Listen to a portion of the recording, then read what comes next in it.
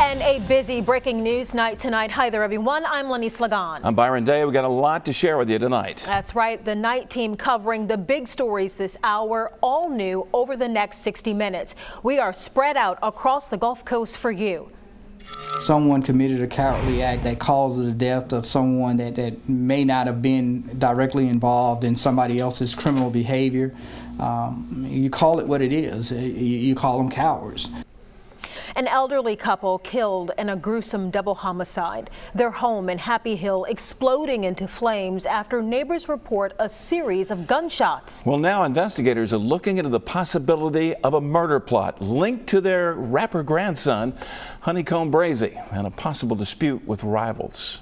We've got live team coverage taking on every angle of this investigation. Our Tyler Fingert is laying out a timeline of the fire with real-time audio from dispatchers. But first, let's go to our Lee Peck with more on the possible link to Brazy and his enemies. Lee, investigators still waiting on autopsy results to try and piece things together.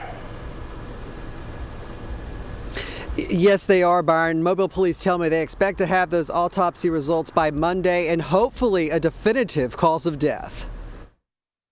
2 days after the horrific deaths of Tony and Leila Lewis, Mobile Police Chief Lawrence Batiste admits there's a lot of moving parts. Again, there's a lot of pieces that as an agency that we're working on, that we're trying to put together. But Lord, I hope ain't nobody up in that house. Because that was, because how that even happened? From neighbors reportedly hearing shots fired in the moments before their house exploded, to speculation it's somehow connected to the couple's rapper grandson, Honeycomb Brazy, and people he may have had bad blood with.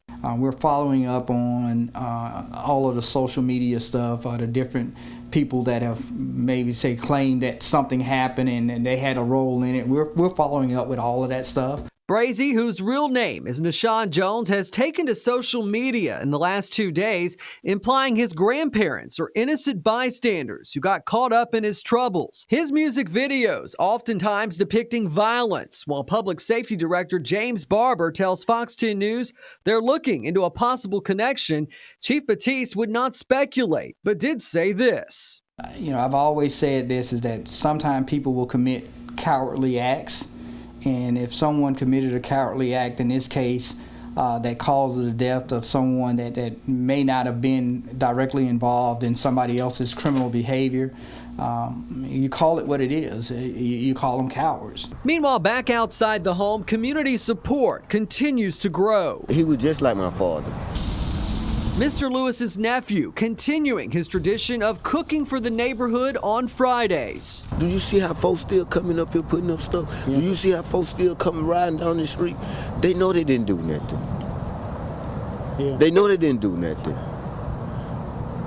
So why would you do that to them? Meanwhile, Public Safety Director Barber also telling Fox 10 News they found 2 different size shell casings at the scene, leading them to believe that shots were fired from at least 2 different guns. We're live tonight from Mobile Police Headquarters. Lee Peck, Fox 10 News.